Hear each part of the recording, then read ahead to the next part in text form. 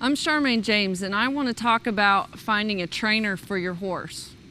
Okay, so when you're first starting your colt and he's a yearling, a 2-year-old, you want to find somebody who probably has got some reining training in them and who has really good credentials of not abusing or mistreating that horse.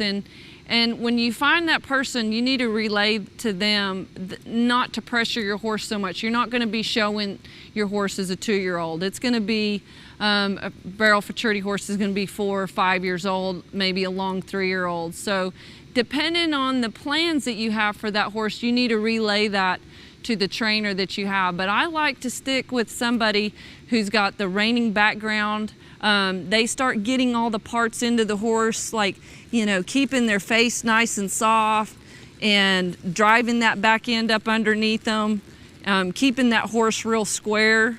Those are all real important things, just good body control. That's what a reining person does. So I would put that horse in training for probably at least 90 days with somebody like that. Don't put him on the barrels until they get that training, would be my suggestion.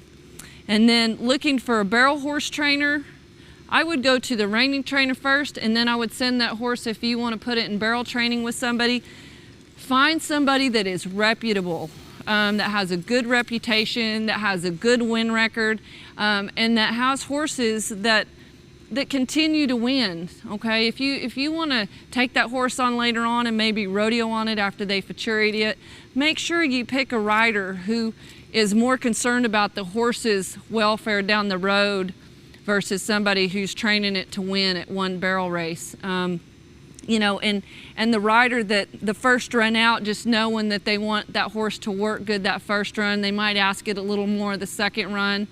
And knowing that you can kind of follow what that rider does. There's some trainers that it's really difficult for people to get on behind and ride.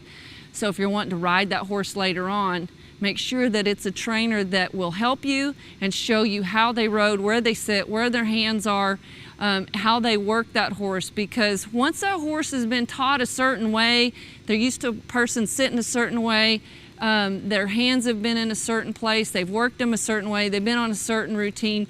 If you can stay with that, your success is going to be much easier down the road.